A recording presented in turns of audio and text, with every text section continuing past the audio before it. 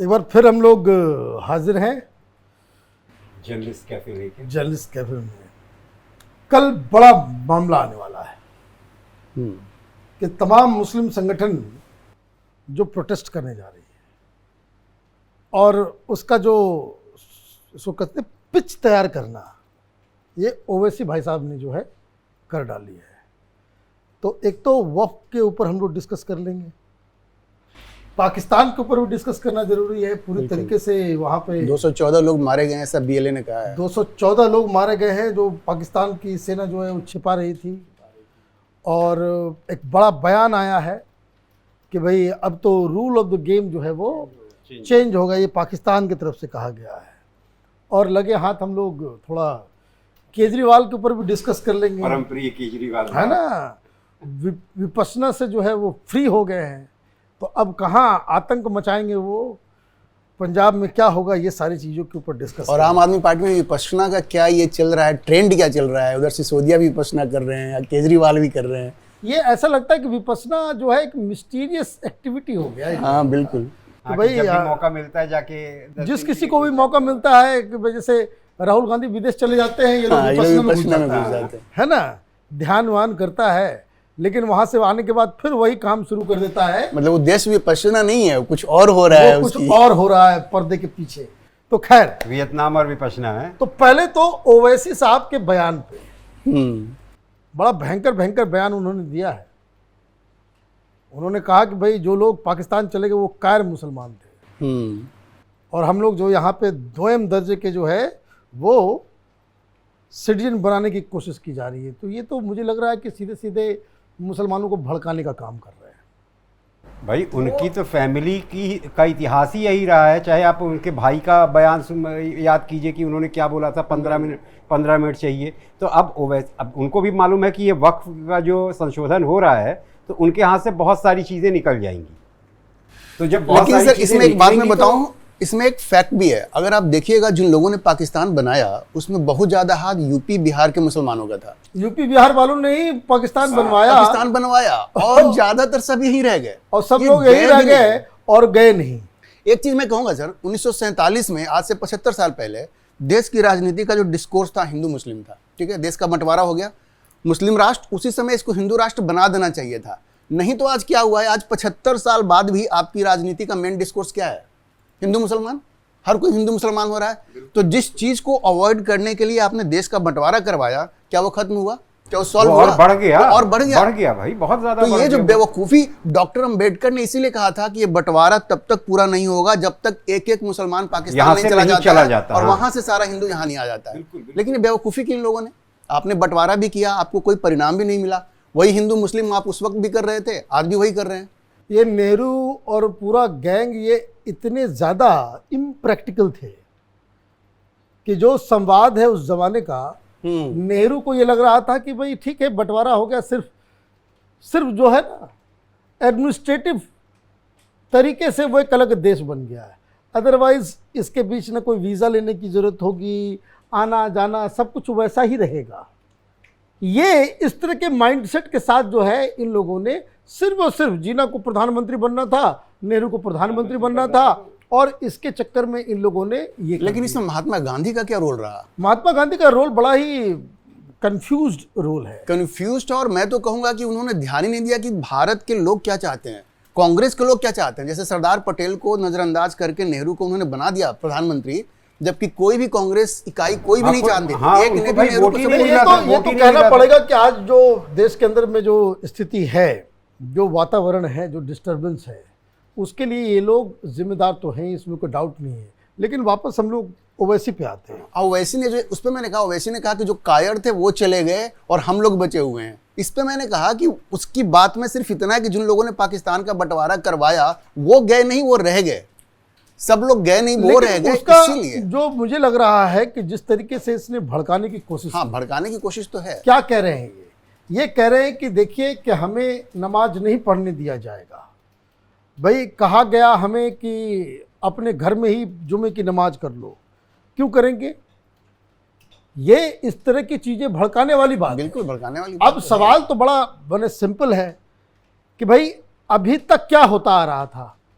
अभी तक ये हो रहा था कि भाई अगर कहीं क्लैश हो रहा है कि भाई दुर्गा विसर्जन भी है और मुहर्रम का जुलूस भी है, तो दुर्गा विसर्जन को रोक दो तो देश सेकुलर हो गया, बिल्कुल है ना। और तब जो है हिंदू दोयम दर्जे के नागरिक नहीं हुए, तब हिंदुओं की फ्रीडम ऑफ रिलीजन जो है वो भंग नहीं हुआ। तो ये जो इस तरह की चीज़ें हो रही है वो मुझे लग रहा है कि ये सारी पॉलिटिकल दृष्टि से अगर देखा सर, जाए, इसमें मेन चीज क्या है ना sir, Islam as a religion आप देखिएगा वो को एग्जिस्टेंस में बिलीव नहीं करता है। जिस डाइवर्सिटी की बात हम लोग करते हैं ना, इस्लाम एज ए रिलीजन नहीं मानता उस डाइवर्सिटी को, वो सुप्रीमेसी की बात करता है।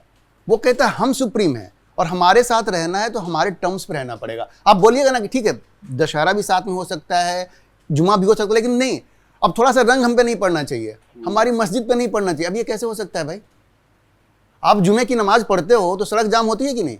सड़क जाम होती है ना। फिर सबको सबसे तकलीफ होती है कि नहीं सबसे बड़ी होती? बात कि भाई आप एक ऐसे देश में रह रहे हो जहां 100 करोड़ से ज्यादा हिंदू हैं, 100 करोड़ से ज्यादा लोग होली मना रहे हैं, हाँ, तो ऐसा कैसे हो सकता है कि रंग गुलाल उड़ेगा और आपके पास आपके ऊपर और छींटा नहीं आपका आएगा? धर्म क्या इतना कमजोर है कि थोड़ा सा रंग लग गया तो आपका धर्म खत्म हो भाई जाएगा? अब वहीं पे देख लीजिए, वहीं पे देख लीजिए, एक मैंने वीडियो देखा, सचिन तेंदुलकर, यूसुफ पठान, यूसुफ पठान जो खुद एक मौलाना का बेटा है, हाँ, वो होली के रंगों में पूरी तरह से सराब हो रहा है। वीडियो तेंदुलकर ने जो युवराज सिंह को लगाने वाला पिचकारी वाला जो वीडियो क्या क्या क्या उनका धर्म नहीं है?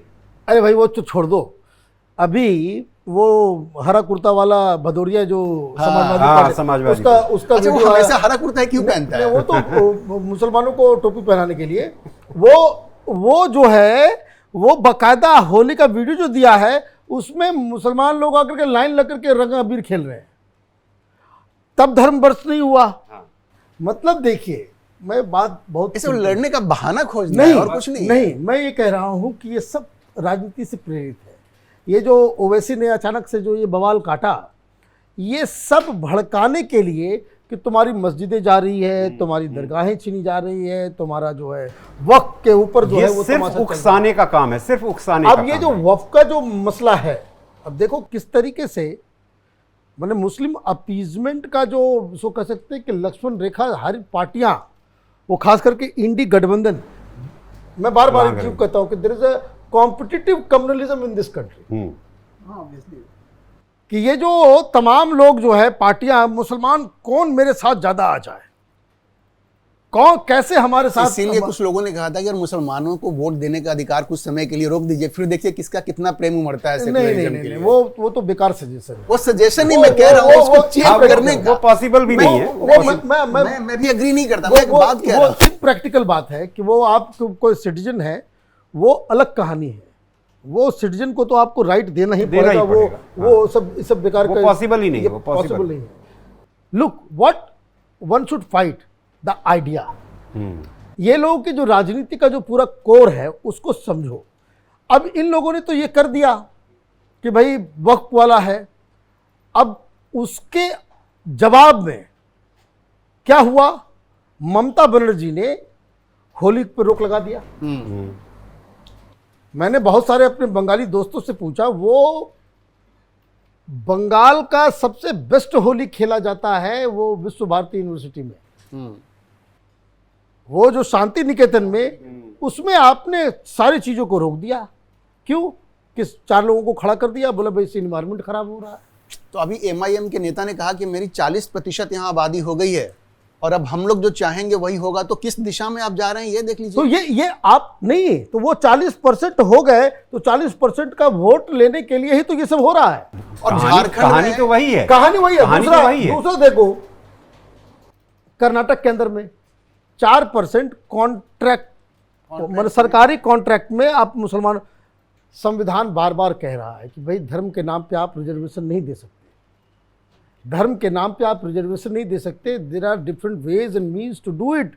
लेकिन आप जो है मुसलमानों को क्या कर रहे हो, मुसलमानों को आपने एक आशा दिला दिया कि देखो हम तुम्हारे लिए कर रहे हैं, हम तुम्हारे लिए। आप बोलोगे सोशली बैकवर्ड लोगों के लिए कर रहे हैं, तो वो मामला बनता नहीं है। मुसलमानों के लिए कर रहे हैं, मुसलमान खुश। और सबसे मजेदार बात क्या है कि एक आदमी कोई हाईकोर्ट चला जाएगा, ये और ये वो। अच्छा, एक चीज देखिए कि ये मतलब कर्नाटक में 4% देने वाली, रिजर्वेशन देने वाली कोई नई बात तो है नहीं। अब आप याद कीजिए कि मनमोहन सिंह कहाँ असम में जाके ये बोले थे, हाँ, कि भाई इस देश की जो संसाधन हैं उनमें पहला हक जो है हाँ, वो अल्पसंख्यकों का है। मनमोहन सिंह के भाई समय वक्फ बोर्ड किसने बनाया? वक्फ बोर्ड बनाया इन्होंने, नेहरू ने। तो ये कांग्रेस की जो नीति और नियत है, ये तो हमेशा से ही जब 20% वोट के लिए 2014 रही। में कांग्रेस की हार हुई और जो के एंटनी कमेटी बनी, उसने जो अपनी रिकमेंडेशन दी, आपको पता होगा कि हार की समीक्षा के लेके एंटनी कमेटी बनी। पहला लाइन कि भाई मुस्लिम तुष्टिकरण की वजह से हमारे। उसके अलावा और भी कहा, उसने कहा कि कांग्रेस के नेता जो बार बार मुस्लिम कोटा की बात करते हैं, इससे भी बड़ा खराब मैसेज गया है। आप जो 4% जो कोटा की आप बात करें ना, इसकी चर्चा एंटनी कमेटी ने भी करी। एंटनी कमेटी के समय क्या हुआ था, वो क्यों मामला गड़बड़ाया? आपने सच्चर कमेटी बना दिया। सच्चर कमेटी में तो बता दिया कि भाई मुसलमान जो दलित से भी बदतर हो गए। आपने मुसलमानों को भड़का दिया कि भाई तुम्हारी स्थिति जो है, तुम दलित से भी बदतर हो गए। अब दलित से बदतर तो बता दिया, लेकिन दलित के बदतर हो गए तो उससे तुमको उठाएंगे कैसे, इसका कोई इलाज नहीं किया। फिर उसके बाद जब बवाल मचा तो इन लोगों ने रघुनाथ मिश्रा कमेटी आयोग बना दिया। तो रघुनाथ मिश्रा कमेटी ने कहा था कि 6.8% जो है रिजर्वेशन देना चाहिए मुसलमानों को। अब यूपी का जब चुनाव शुरू हुआ तो कांग्रेस पार्टी सामने आई, अखिलेश यादव सामने आए, ये कंपटीशन चल रहा था कि 12% दूंगा, 8% दूंगा। वो ये एक नैरेटिव बन गया, जैसे अभी है ना महिलाओं को ये फ्री वो फ्री, उस समय उस दौर में ये नैरेटिव बन गया कि तो मुसलमानों एंटनी को कमेटी ने कहा कि इससे नुकसान हो रहा है, तो अपनी ही कमेटी की बात को लोगों ने सुना नहीं। एक एंटनी कमेटी ने कहा कि मुस्लिम तुष्टिकरण एक इशू है, दूसरा बार बार जो आप कोटा की बात करते हैं उससे भी पार्टी को नुकसान हो रहा है। अब देखिए कांग्रेस गर्त में जा रही है, चारों तरफ हार रही है, लेकिन ये राहुल गांधी इस बात को और कांग्रेस के दूसरे नेता समझने को तैयार नहीं है। वही मुस्लिम तुष्टिकरण है, वही कोटा जो पॉलिटिक्स मैं है। बात कर रहा था कि कल से शुरू होगा इन लोगों का प्रोटेस्ट। दिक्कत यह है कि प्रोटेस्ट फेल हो गया, ये दोधारी तलवार है। प्रोटेस्ट अगर दमदार नहीं हुआ तो ये लोग फिर तो कुछ नहीं कर पाएंगे। अच्छा सिर्फ हाँ, फिर कांग्रेस और अगर दमदार हो गया तो भारतीय जनता पार्टी को ज़्यादा फायदा हो जाएगा। इनको लग रहा है कि मैंने पता नहीं लोग कौन सी दुनिया में रहते हैं और क्या स्ट्रेटजिक मिस्टेक करते हैं। इनको लग रहा है कि जैसे किसान लोगों ने प्रोटेस्ट कर लिया और उसके किसान साथ कानून वापस मीडिया हो गया। खड़ी हो गई, उसके साथ जो है एक वर्ग खड़ा हो गया, राशिद अल्वी ने यही तो कहा है ना, एक वर्ग खड़ा हो गया। वो मुस्लिम प्रोटेस्ट अगर होगा तो वर्ग वैसे ही वो होने से रहा। इनफैक्ट वो वो उल्टा हो जाएगा। पोलराइजेशन और इतना कर देगा ना कि उनको उल्टा महंगा पड़ जाएगा। आप देखिएगा कि पोलराइजेशन हो जाएगा, ये दूसरी पार्टियां भी नहीं चाहेंगे। अभी मान लीजिए बंगाल में 40% है, 60% तो हिंदू है वहां पे। अगर वो पोलराइज हो गया तो फिर क्या होगा? पोलराइजेशन नहीं हो रहा है तब ना। वही पोलराइज नहीं होता है ना। तो मैं कह रहा हूं अगर इस तरह से हिंदू प्रॉब्लम तो वो सबसे बड़ी बढ़ता वही है, वो होगा सर धीरे हिंदू धीरे जो है वो बढ़ता हाँ, है। ठीक है, वो जाति पे बढ़ता है, लेकिन अगर बढ़ इतना जाता ज्यादा है, उसी करेंगे वजह से ये होता है कि अब जरा विपश्यना के बारे में बात कर लेते। केजरीवाल का भी चैप्टर तो निकल के सीधे वो अमृतसर चले गए, वहाँ मीटिंग कर रहे हैं। मुझे समझ में नहीं। अब एक केजरीवाल जो है जेल से बाहर आया तो क्या कहा कि हमने गीता पढ़ी, रामायण पढ़ी, बहुत ज्ञान मिला, मन को शांति मिली, है ना। चुनाव हारा तो मन फिर अशांत हो गया, मन की शांति चली गई। फिर वो चला गया वहाँ विपश्यना करने, और वहाँ इसने मीटिंग्स की हैं पॉलिटिकल। वहाँ विपश्यना तो सिर्फ मंत्रियों को बहाना था। वो विपश्यना बहाना था। और उसके बाद उसी लाव लश्कर के साथ, लाव लश्कर, बहुत सारे लोग बोल रहे हैं लाव लश्कर क्यों, इतना गाड़ी, इतना ये सब कुछ, वो बेसिकली दिखाने के लिए कि वहाँ जो मुख्यमंत्री है मेरा बच्चा है। कुछ नहीं है, नहीं, मेरा बच्चा है, मैं मेन हूँ, मतलब सुप्रीमो मैं हूँ। हाँ। ये चीज है। लेकिन सर विपश्यना जो है, मनीष सिसोदिया भी गए थे। अब थोड़ा समझाइए कि विपश्यना का ये क्या ट्रेंड क्या है, ये पागलपन क्या है आम आदमी पार्टी में? कोई ट्रेंड नहीं है इन लोगों को। विपश्यना में होता क्या है, पहले ये हार समझाइएगा। नहीं, विपश्यना बेसिकली तो ध्यान है, ध्यान ध्यान करने है। का तो है। ध्यान में ये पूरा गाड़ी लेकर के अरे और तो कहीं पे ये- चले गए। अरे देखिए, एक हम लोग की तरफ कहावत है कि चोर चोरी से जाएगा, हेरा फेरी से नहीं हेरा जाएगा। फेरी। भाई इन लोगों का चरित्र ही हेरा फेरी करने वाला है। वो लोगों को बेवकूफ बनाने का जो इन लोगों के डीएनए में, कि पब्लिक मूर्ख है। विपश्यना को भी बदनाम नहीं कर रही है। भाई जो लोग वास्तव में विपश्यना, करते भाई हैं, विपश्यना अब जो कोई भी करने जाता है, करने विपश्यना जाएगा। जो कोई करने जाता है अपना अकेले, वही हम कह रहे हैं। अकेले गया, अपना 2 कपड़े उठाए और जाके वहां 10 दिन उसने ध्यान जिसको किया। वास्तव में अब भी कोई एक करना बार होगा। बताइए कि 100 गाड़ियां लेके बॉडीगार्ड्स और तमाम लोगों के साथ 224-25 लोग जो है उस विपासना सेंटर के बाहर 224-25 लोग एक साथ विपश्यना करने जाते हैं। भाई ये आप पिकनिक के लिए जा रहे हो, उसको अरे विपश्यना नहीं नहीं, बोलते और हैं। उसमें एक चीज और, जो वो खाना खाता था तो सरकारी डॉक्टर थे वहां पे खाना टेस्ट करने के लिए, कहीं उसको जहर तो नहीं दे रहा है। माने ये अपने आप को जो है व्लादिमीर पुतिन, हाँ, उससे शी कम नहीं मानता जिनपिंग है से भाई। नीचे नहीं समझता है। असल में मुझे लगता है सर, उनका जो ये है ना, सेल्फ कॉन्फिडेंस बहुत नीचे चला गया है। अब उसकी वजह से लोगों को दिखाना कि अभी हम ये कर रहे हैं, वो कर रहे हैं, हमारे साथ गाड़ी लाव लश्कर ये सब है पंजाब में। अच्छा ये अपने मनीष जी ये confidence को बताइए कि बढ़ाने की चलिए कोशिश है। विपश्यना तो आधे में छोड़ के चला गया, चलिए कहानी खत्म हो गई। हाँ, अब वो अमृतसर में विधायकों के साथ मीटिंग कर रहा है, उसका प्लान क्या है उसका? द पॉइंट इज कि विधायक के साथ आप मीटिंग कर कैसे सकते हैं? You have a government. अभी प्लान ये है कि अभी ये जाएगा लुधियाना। लुधियाना में एक हॉस्पिटल में कोई नया अपग्रेडेशन हुआ है, कोई नई मशीन आई है, तो कोई नया ब्लॉक, नया जो है वो शुरू होगा। वो हर हॉस्पिटल में होता है, होता ही रहता है। और जो हॉस्पिटल का जो सीएमओ होता है, जो चीफ होता है, वही कर देता है वो। हाँ। पंजाब में ये बहुत खतरनाक खेल खेल रहा है। अभी सिसोदिया वहाँ एक स्कूल में चला गया था और वहाँ लोगों से एक तरह से लोग उसको रिपोर्ट कर रहे थे, वहाँ बड़ा बवाल हुआ कि आप तो फिर भगाया पब्लिक लेकिन फिर सर, इकट्ठा हो गई ना। पंजाब के जो लेकिन लोग ये हैं भाई इतना सेंसिटिव है। पंजाब में इनका मतलब ये कोई न पोस्ट होल्ड करते हैं न कुछ है। वो पतन है, वो एक कि अपनी बर्बादी की तरफ ये चल नहीं रहा, दौड़ रहा है। और सर बॉर्डर स्टेट है speed पंजाब, बॉर्डर से सेंसिटिव है। सबसे बड़ी चीज जो इस चीज को वो समझ नहीं रहा है, वो अपने गुमान में कि मैं सुपरस्टार हूँ, है ना, उसको ये चीज समझ नहीं आ रहा है कि there is a history between Haryana and Punjab. Haryana का कोई भी आदमी पंजाब में के जाके ऊपर चढ़ करके वहां की सरकार चलाएगा, ये कभी हो ही नहीं सका है। आगे पंजाब हरियाणा अलग हुआ तो उस वक्त भी तो ये काफी था ना।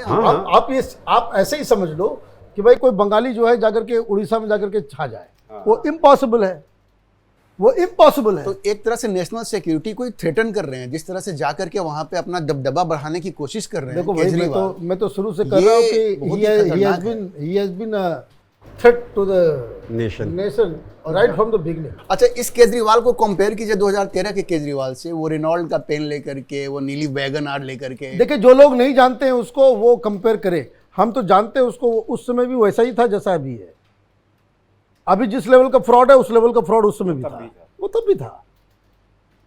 देखो, मैं बार बार, आदमी का चरित्र, आदमी का जो बेसिक इंस्टिंक्ट है वो बदलता नहीं है। और शीश महल से और भी साबित हुआ। अरे भाई, वो तो शुरू देखो, जो आदमी, भाई आप सरकारी पैसे से, स्कॉलरशिप से आपने आईटी किया, ठीक, इंजीनियर बनना था, इंजीनियरिंग समझ में नहीं आया उसको कि नहीं बनना है, नौकरी भी किया टाटा में, टाटा से निकल करके फिर इसने क्या किया कि भाई उसमें पावर नहीं, इंजीनियर के पास तो कोई पावर होता नहीं है, ये क्या मशीन ठीक करते रहेंगे क्या? मैकेनिकल इंजीनियर था अभी। तो उसके बाद फिर इसने क्या किया, इसने कहा कि नहीं हम यूपीएससी देंगे पावर के लिए। जो डॉक्टर इंजीनियर जो पढ़ लिख करके वो यूपीएससी में देने लग जाए तो उसका मतलब है कि ही सीक्स पावर।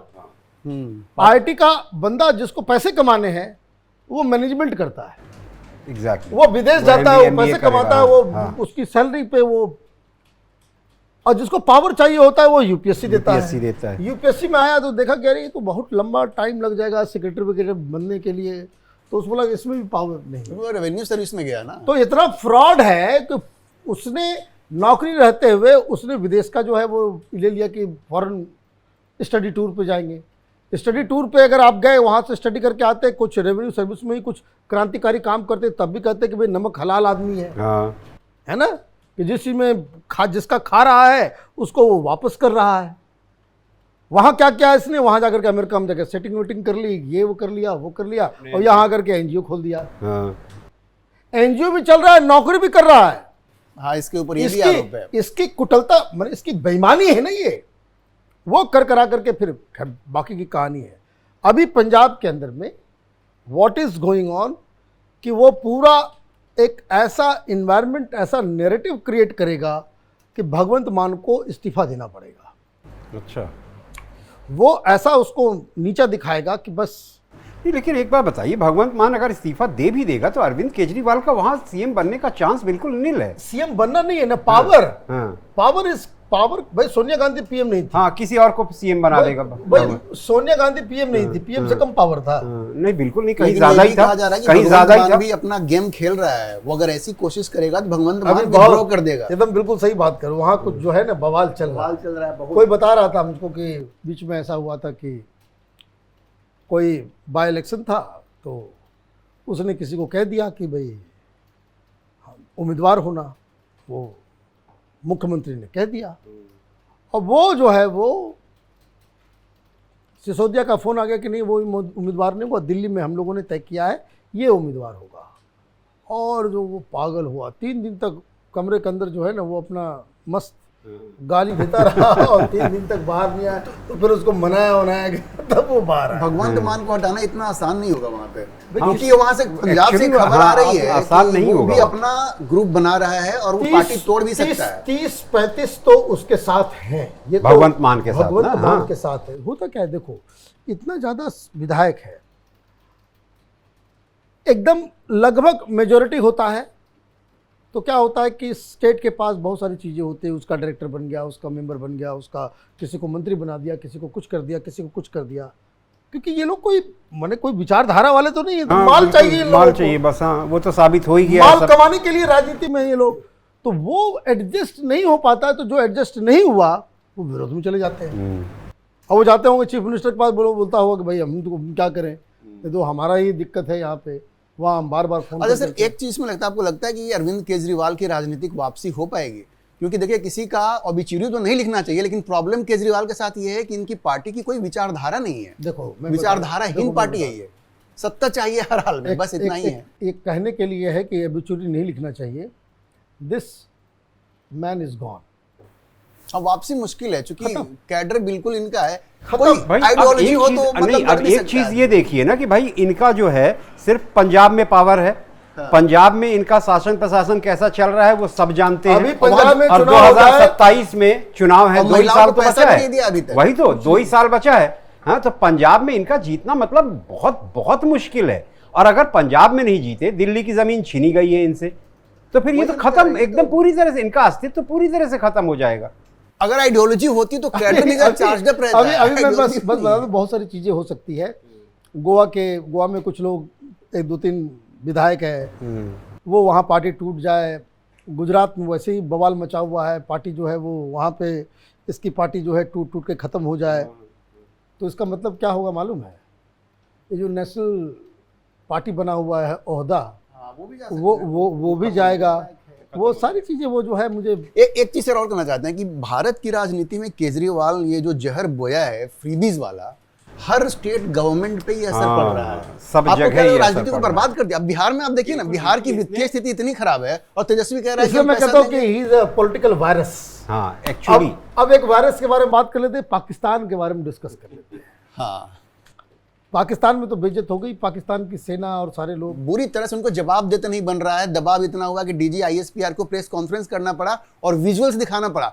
जर्नलिस्ट सब भड़क गया कि हमको बच्चा समझते हो क्या कि तुम ये दिखा रहे हो, काम भाई की बात करो। राज ने हमारा जो पिछला जो एपिसोड था उसमें कहा ही था ना कि भाई बहुत सारे कॉफिन उतर रहे हैं। हाँ, तो वो भी हो गया कि भाई तो अब वहाँ पे 214 को मार दिया। ISPR की तरफ से कहा गया कि जो ऑफिशियल स्टेटमेंट था, कितने मारे गए, सबको छुड़ा लिया है हमने। मेन अटैक उनका था इंडिया के ऊपर और अफगानिस्तान के ऊपर कि ये लोग जो हैं वो ये करवा रहे हैं और अब हम जो है अपना रूल्स ऑफ गेम चेंज करेंगे। ये एक तरह से भरोसा दिलाया गया कि अब आगे से ऐसा ना हो, इसके लिए हम जो है प्रोएक्टिवली स्टेप लेंगे। अब पाकिस्तान में ये स्पेकुलेशन हो रहा है कि रूल्स ऑफ गेम कैसे चेंज होगा। हाँ, वो क्या मतलब हुआ? तो उसका मतलब ये हुआ कि ये जो लोग हैं BLA के, जो या तो अफगानिस्तान में छिपे हुए हैं, उनको प्रोएक्टिवली ये टारगेट करेंगे, ठीक है, जाकर के हमला करेंगे। एक तो ये होगा। दूसरा ये हो सकता है कि भारत को सबक सिखाने के लिए फिर से कश्मीर को हीटअप किया जाएगा। अभी आप देख रहे हैं कश्मीर जो थोड़ा कॉम्परेटिवली शांत है, तो उनको ऐसा लग रहा है कि अगर भारत ने ये किया है तो हम भी बदला लेंगे। क्योंकि भारत ने ये बात कही थी 2008 में जब मुंबई का हमला हुआ था, तो भारत ने कहा था कि हम गेम चेंज करेंगे और अजीत डोभाल ने धमकाया भी था कि बलूचिस्तान तुम्हारे हाथ से निकल जाएगा। तो उनको लगता है कि हमारे हाथ में एक लीवर है कि हम फिर से कश्मीर को हीटअप कर सकते हैं। अब वो कितना कर सकते हैं, नहीं कर सकते हैं, वो अलग बात है। ये तो अब संभव नहीं लग रहा है। कश्मीर को अब ये हीटअप नहीं कर पाएंगे, क्योंकि जिस तरह से अब भाई लेकिन जो उन्होंने मोदी कहा है गवर्नमेंट का ये जीरो टॉलरेंस वाला जो है ना, तो वहां पे कश्मीर देखिए, कई बार भाई क्या होता है पत्थरबाज ना, इनके खत्म हो गए सबको, तो कश्मीर में कहां से कुछ कर नहीं, पाएंगे। कई बार क्या होता है कि जनता को दिखाने के लिए भी कुछ करना पड़ता है। वहाँ माहौल इस तरह से दहशत का है कि कुछ न कुछ वो कर सकता है। देखो, ये सारी चीजें जो होती है, कोई भी सरकार हो, खास करके पाकिस्तान जैसे मुल्क, दुनिया की कोई भी सरकार चलती है उसकी लेजिटिमेसी के ऊपर। बिल्कुल, लोगों को भरोसा होता है कि सरकार मजबूत है, सरकार जो है कुछ कर सकती है। मुझे लग रहा है कि पाकिस्तान की जो सेना है और वहाँ की जो सरकार है, वो लेजिटिमेसी ही खत्म हो गई है। और वो लेजिटिमेसी खत्म होने की वजह से वहाँ हंस रहे हैं लोग। वो भरोसा खत्म हो चुका। लोग, इतने सारे लोग मारे गए और वहाँ पे मीडिया आंदोलित नहीं है। पहले तो दे खबर आर नहीं आई। Criticising the army. सरकार को ही क्रिटिसाइज कर रहे हैं कि तुम्हारे बस का कुछ नहीं है। और उसने ये कहा कि आपने तो कुछ खबर ही नहीं दी। बहुत लोगों ने कहा कि मैं इंडियन मीडिया से पता चल रहा है कि क्या हो रहा है, कितने लोग मारे जा रहे हैं, आप तो खबर ही आपके पास कुछ नहीं है। अरे बताओ तो सही कि हुआ क्या है। और बाद में वो बिल्कुल ही आते कहते हैं कि बस सब कुछ ठीक ठाक हो गया, इतने छुड़ा लिए गए। तो लोग ये सवाल कर रहे हैं कि फिर हम तो, इतनी बात तो हमको भी समझ में आती है कि जब वहां पे अटैक हुआ तो कोई कैजुअलिटी कैसे नहीं हुई, आपने कैसे छुड़ाया? कैसे छुड़ाया भाई, जहां आपका एक्सेस ही नहीं है। और दिक्कत ये हो गया कि भाई वहां पे जो लोग छुट के आए, उन्होंने बता दिया कि भाई उन्होंने ऐसा उन्होंने है, सच बोल दिया, कि BLA ने उन्होंने छोड़ा सच है। बोल दिया। और उन्होंने तो कहा कि 60 इन्होंने 70 छुड़ाया लोगों को नहीं है, हमने BLA देखा ने है, छोड़ा है। डेड बॉडीज को देखा है, मारा है।